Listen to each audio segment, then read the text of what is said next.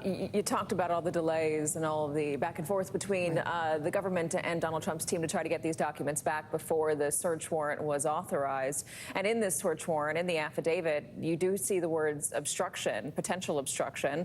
But I also noticed, Ryan, that in a footnote, the affidavit says the law prohibits the unlawful gathering, transmission, or loss of defense information. It does not use the term classified information. Why might that be?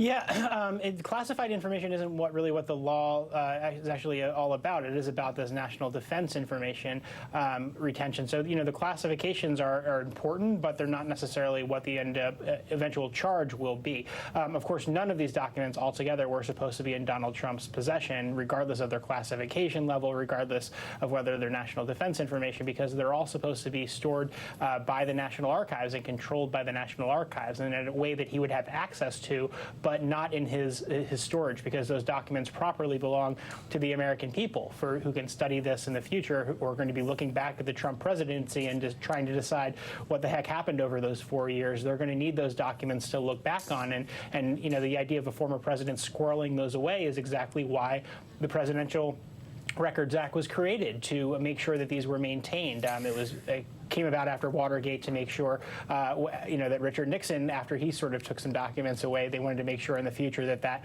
wouldn't happen. So, we talked earlier about how presidents have gone through these former presidents have gone through these procedures to obtain these documents when they're writing memoirs and whatnot, under certain conditions and in limited capacities, and they could have them for a certain amount of time, but they had to return them to their proper owner, which is, under the law, the American people and the U.S. government, Katie. Well,